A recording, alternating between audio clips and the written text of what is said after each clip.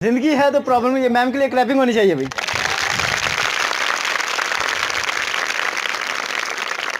जी बेटा याद रखें, ज़िंदगी है तो कुछ प्रॉब्लम्स भी होती हैं। कभी इंसान दुखी होता है, कभी खुश होता है, कभी नाकाम होता है, कभी कामयाब होता है। आज आप छोटे हैं, 5, 6, 7, 8, 9, 10 फर्स्ट ईयर सेकेंड ईयर में, जब आप लोग अपने माँ बाप की एज को पहुँचेंगे तो बहुत सारे और भी प्रॉब्लम्स को फेस करना पड़ सकता है। तो मैं ये चाहता हूँ कम से कम आज से ही आपके अंदर प्रॉब्लम्स को फेस करने की हिम्मत आ जाए। आनी चाहिए नहीं आनी चाहिए? अच्छा, जो प्रॉब्लम को फेस करने की हिम्मत जिसमें आ गई वो सॉल्व कर सकेगा या नहीं? कर सकेगा या नहीं? और जिसको फेस करने की हिम्मत ही नहीं आई उसके साथ क्या होगा? मर गया, खत्म।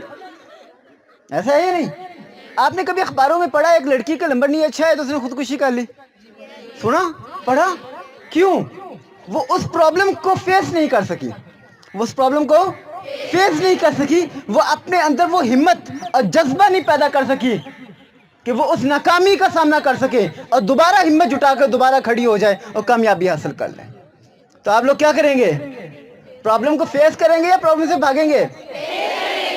अब फेस करेंगे तो प्रॉब्लम को बेटा सोल्यूशन मिलेगा। आज यहाँ पे इस्लामाबाद से आने के बाद आप लोगों से मुलाकात, आज तीसरा स्कूल है, पहले जबोका में आई थिंक सो, उसके बाद 18 जीडी बॉयज़ के साथ, फिर आप लोगों के साथ सेशन करना। और सबसे बड़ी बात अता साहब की मैं शुक्रिया अदा करना चाहूँगा, उन्होंने बहुत कम टाइम पे, और आपकी प्रिंसिपल साहिबा, आपके टीचर्स जिन्होंने आप लोगों को यहाँ अरेंज किया, सबके लिए क्लैपिंग होनी चाहिए।